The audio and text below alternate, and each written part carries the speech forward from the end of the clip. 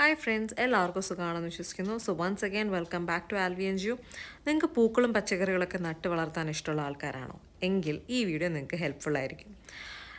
ഇത് കാണുന്നത് ജർമ്മനിയിലെ മ്യൂൺഷ്മിൻസ്റ്ററിലെ ജോസഫ് വില്ലന്താന്തച്ചൻ്റെ ഗാർഡൻ ആട്ടോ ഈ കാണുന്നത്.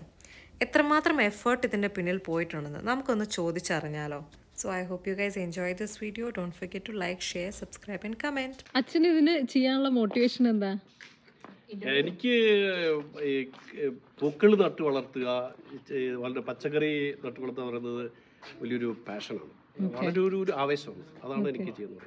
എത്ര സമയം ഒരു ദിവസം അച്ഛൻ ഇതിന് വേണ്ടിയിട്ട് സ്പെൻഡ് ചെയ്യും? ഞാൻ ചെയ്യുന്നത് ഇപ്പം രാവിലെ എഴുന്നേൽക്കുമ്പോൾ ആദ്യത്തെ ഒരു പ്രധാനപ്പെട്ട പരിപാടിയാണ് എല്ലാ ചെടിയുടെ മുമ്പിൽ പോയി എന്ന് സംസാരിച്ച ഒരു ഫ്രണ്ട്ലി ആയിട്ടൊരു ഇതുണ്ട്.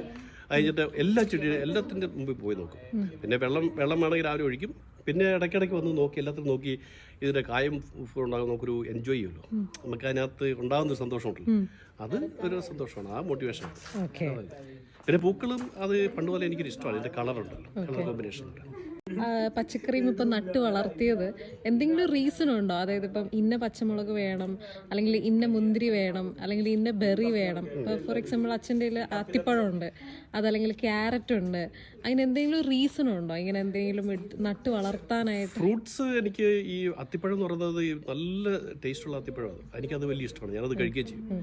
പിന്നെ ഓരോ വർഷം ഈ മുളക് പല സൈസിലുള്ള മുളക് നട്ടു നോക്കും. അപ്പോൾ അതിൻ്റെ വേറൊരു വെറൈറ്റി ഉണ്ടല്ലോ.